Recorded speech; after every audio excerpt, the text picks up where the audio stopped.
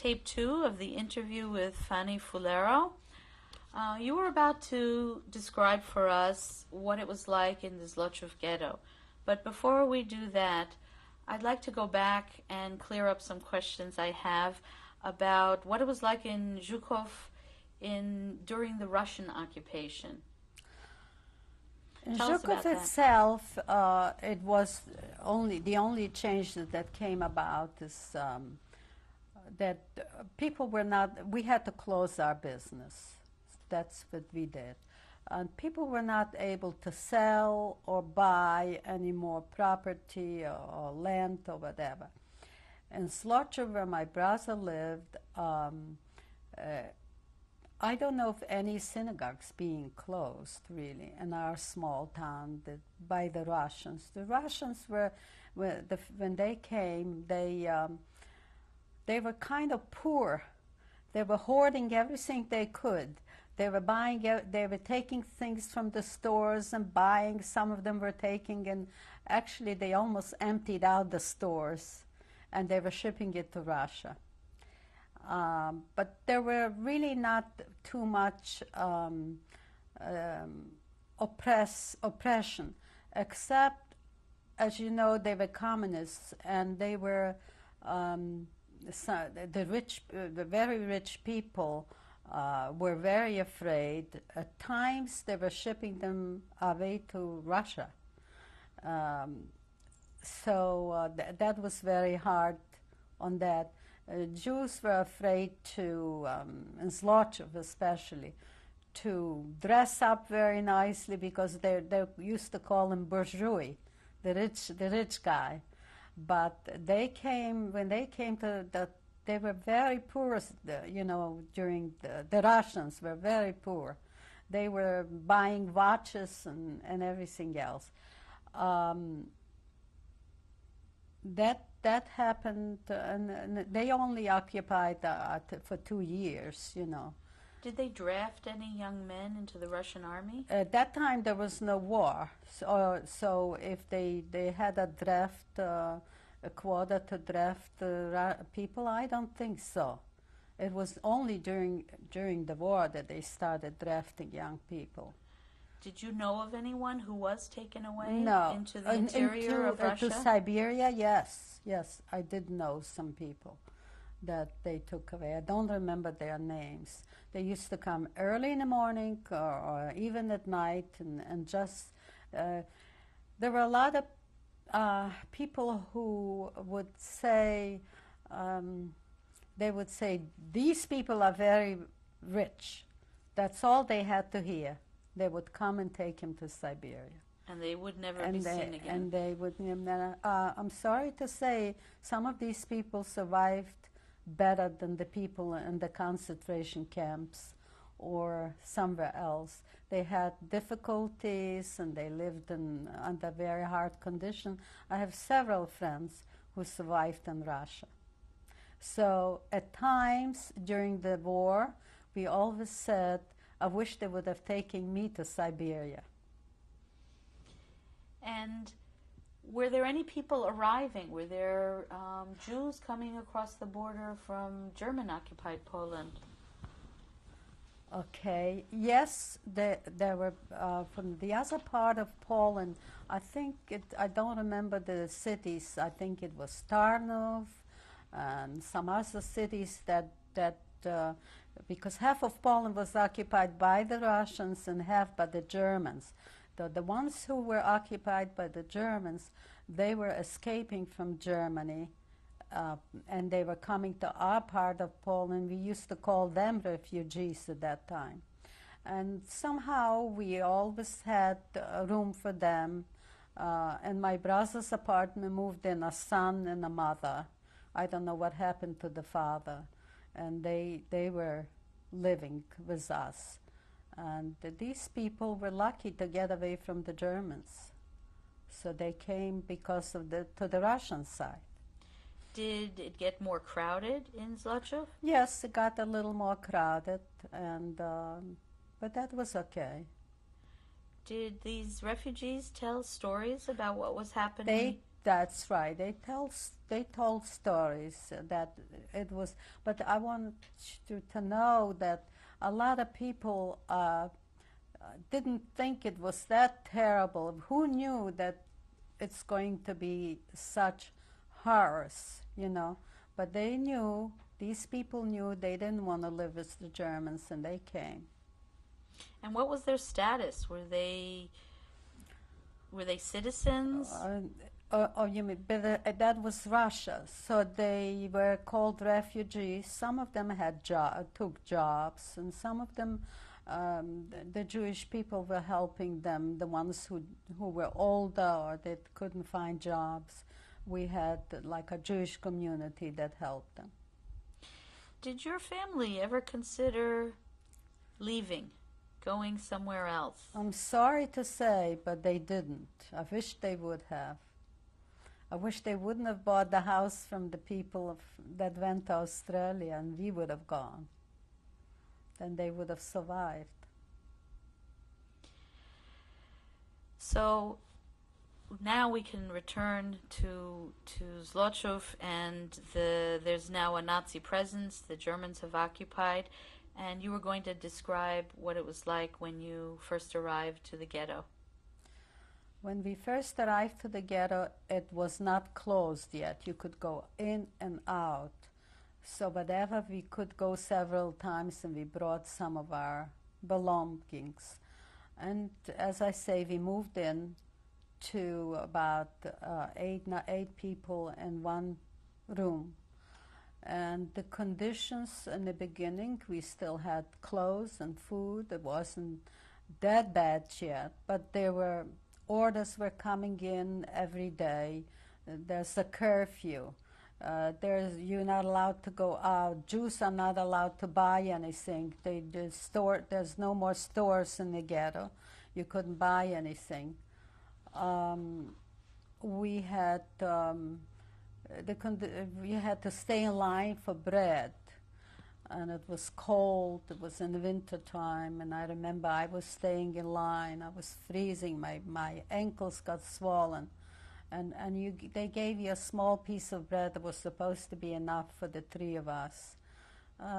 Some people were able to still buy something, from people who smuggled in. Even when it was still open, the Gentiles used to come in and try to sell. For a diamond ring or a golden watch, they would give you some vegetables or some food.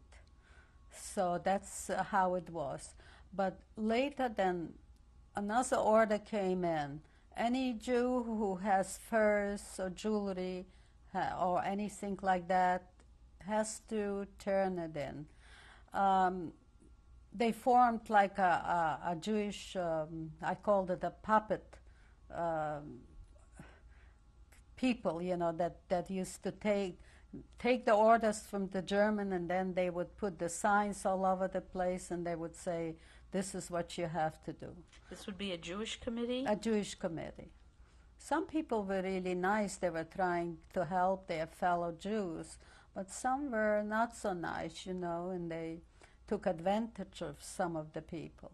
So it was getting every day harder and harder. Before you move on, were these regulations that came to you, did they come to you directly from the Germans, or did they come to you through the Jewish committee? The Jewish committee, yeah. The Germans there was a little apartment, a house where the Jewish committee was there, and the Nazis would just come in any time during the day, and they would give these orders, and immediately these orders would go out. Every day there was another announcement that we had to go and read. New announcement, new problems. And what would some of those things be? Then we had to wear, first we had to wear like a yellow patch in the back. It was written Jude on it. Then they changed it to armbands. We had to wear armbands. And of course, it was getting, people were suffering. Poor people who were poor before the war had it even harder. They didn't have any food, and they were starvations. Typhus was raging in the ghetto.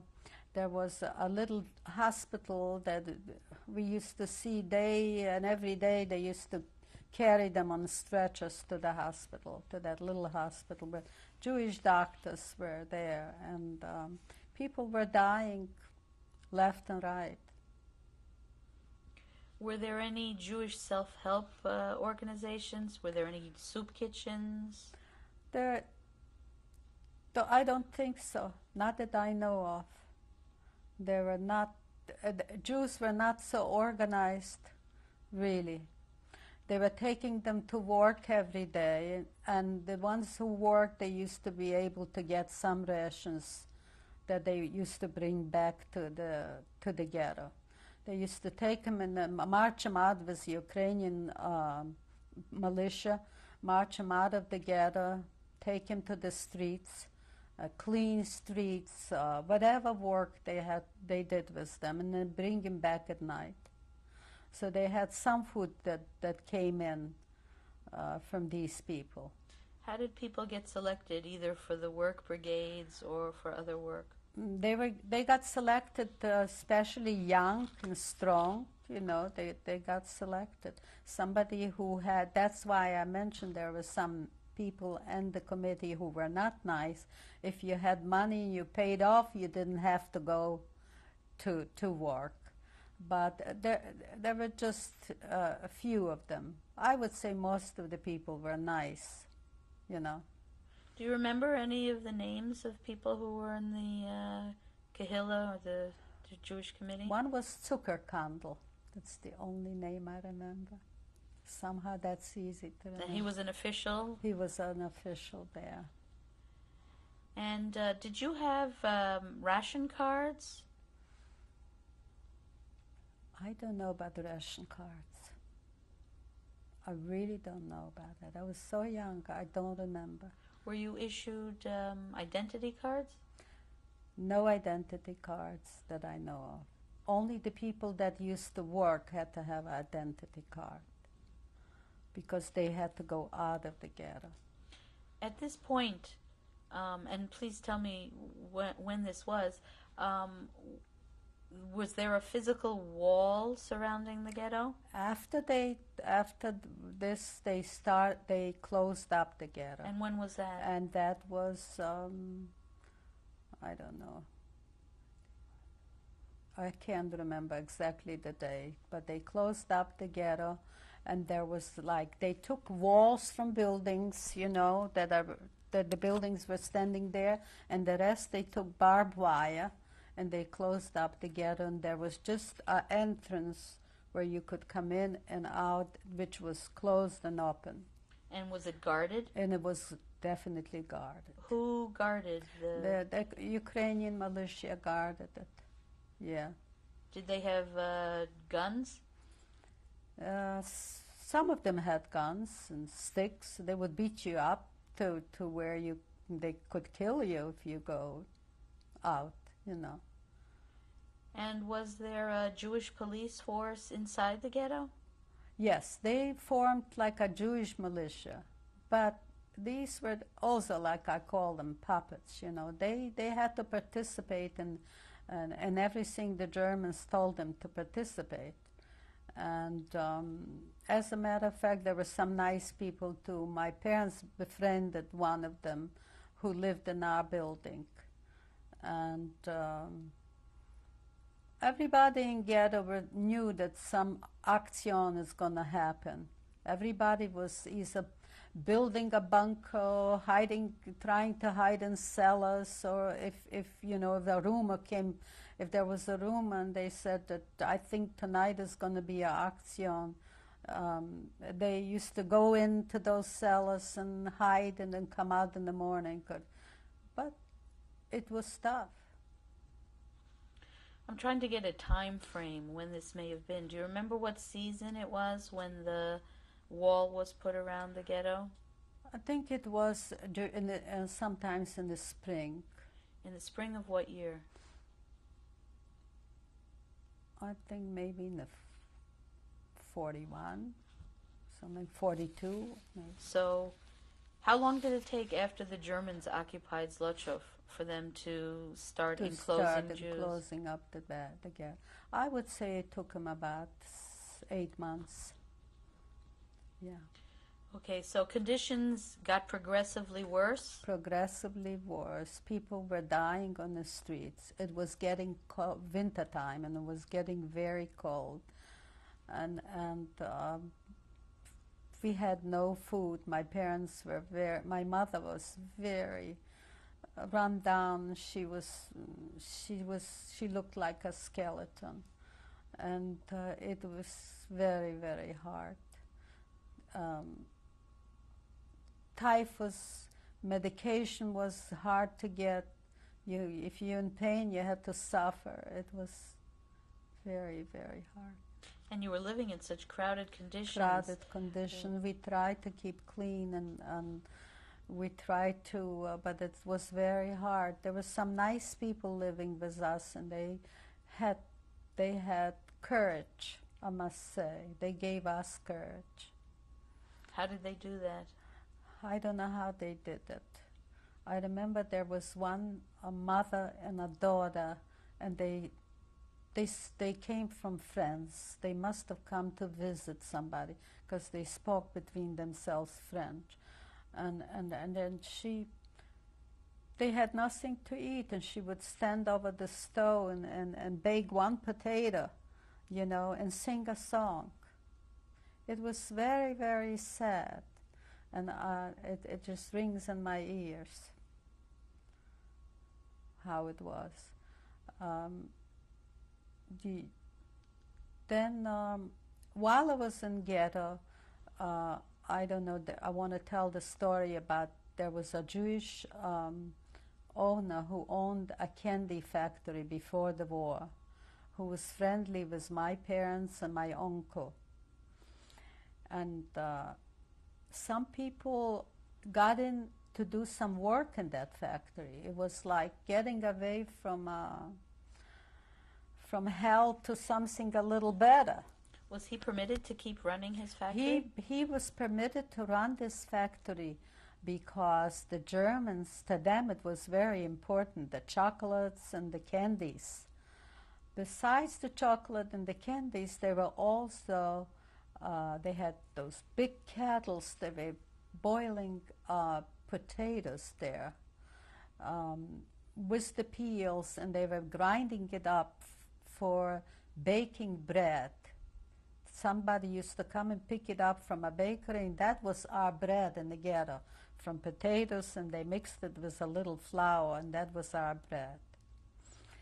And so a relative of mine said it would be good if you could go at least and work in this factory, talk to the owner. He's a friend of your parents, your uncle, go to him.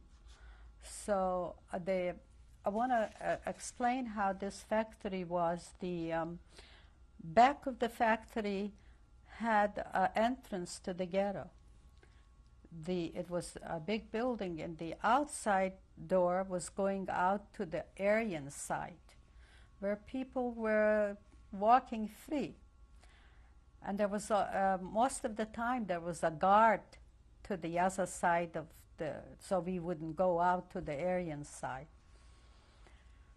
So when I went in through the ghetto to this factory, and I told the man that my parents are starving, that I need to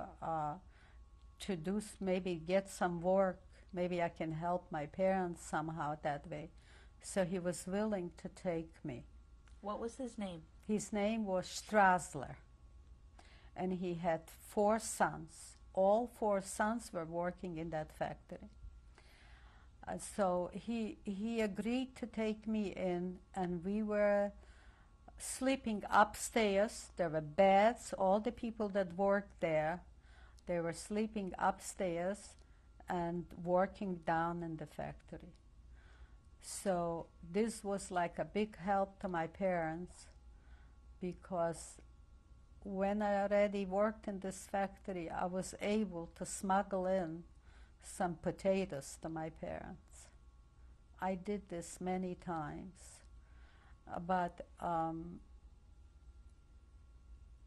I forgot to tell you also that while I was in the ghetto, there was a rumor there's going to be an action, and we had like a cellar down in that building where my parents stayed.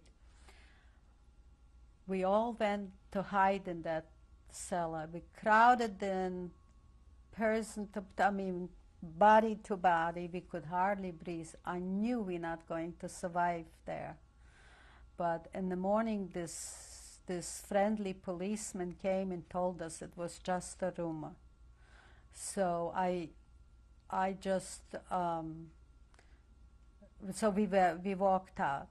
Some people didn't know it was a rumor, and they remained in some of the other bunkers. I was told that they committed suicide. They decided, what's the use? They're going to be found out anyway. So a lot of them committed suicide. It was horrible. How many people would you say were in that bunker with you? I would say about 60 people was in that bunker. So he really saved those people, you included, by coming to let you know that... Yes, they let us know that it was a rumor.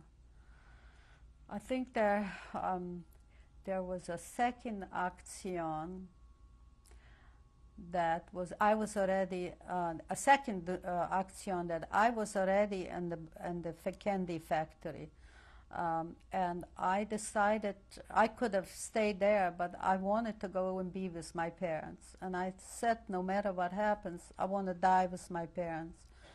And so I came, and nice people were running and pushing, and it was horrible. It was an action, but it didn't last too long, and they found a lot of people. Luckily, they didn't find us. What did they do with the people that they found? With the people they found, the young people they took, there was I don't know what you call those. It wasn't a cassette, but it was like where they used to take people to work. It was worse than anything. So the young people they took, it's called Latske. And they took the young people to Latske. That's the name of the place? That's the name of that place. And that was like, they call it the Arbeitskamp, camp. Slave labor camp. Slave labor camp. They took the young people, and the old people, they took them. Remember I was telling you about the green market where people used to have fun and sell their goods. They used to take these people to the green market. Of course, it was in the ghetto. And the older people, they shot. That's it, right there. Could you hear the sounds of shooting? I could hear the sound of shooting, yeah. But that wasn't yet the Judenfrei. They had another action. And did reports come to you? Did you hear about people being shot, people being missing, not coming back? Oh, yes, people were being... widows were crying, and mothers were crying for their children. There was always somebody missing. There's always somebody taken away. Did the population in the ghetto seem to become less? It became less, yes. It became less, but the struggle was still there. People were still starving, and we didn't know what the end is going to be. And this second action, what season was that in? The second was I think it was in the winter time. Winter. In the winter. What year? Yeah, it was cold in the winter. Probably 1942, something like that. And so now you would sneak back into the... Did you sneak into the factory, or did you sneak into the ghetto? It both, because into the ghetto you're always in danger. So you go. If they catch you, they catch you. But I had to sneak into the factory because they won't let you in there. If there happens to be a guard sometimes in the back, they won't let you in. So I snuck in back to the ghetto. I continued living in the ghetto and continued having contact with my parents until when it was the last action. The last one, they were surrounded the ghetto. But before they did, I forgot to say that some Nazis were coming in to inspect the ghetto, how quick they can liquidate it. And then there was a guide by the name of Miller, he was in Tarnopol. He was like from the Ersatzkommando, he was. Then there was another German Nazi that his name was Warzuk. He was in charge of the slaughter. So the two of them came in and they inspected the ghetto and they saw how quick they can make Judenrein. So we had rumors. We knew that something terrible is going to happen. And I was always worrying about my parents. What's going to happen to them? I knew that hiding place wasn't that good. So I just couldn't help. What can I do? I was all by myself. I couldn't do anything. It didn't take too long after that inspection, like 2 weeks later, they surrounded the ghetto. We could hear them screaming, marching with their boots, because my balcony, that there was a balcony from that candy factory that we could hear everything what was going on. We heard people screaming and crying, and the Germans screaming, "Raus, raus, schnell, schnell," and they took them all out to this Umschlagplatz, they called. I heard the shooting, and I heard everything what was going on. It was tearing out my heart. I didn't know what to do about it. It lasted almost, I think, 3 weeks. Every time somebody would run out from a bunker or somewhere, they will start, you heard the shots. My parents were caught with some more people, and somehow they were trying to gather them into one place, and they were like a room full of them, and the balcony was crowded, full of people. Somebody came with a rumor and told me that my parents are between this crowd. I didn't care. I ran out of the candy factory, and I looked up the balcony, and there was my mother and my father. And my mother had a little ring that she took off, and she dropped it down on the pavement, and she said to me, "You are going to survive. You are young. You go back to the factory. You will survive."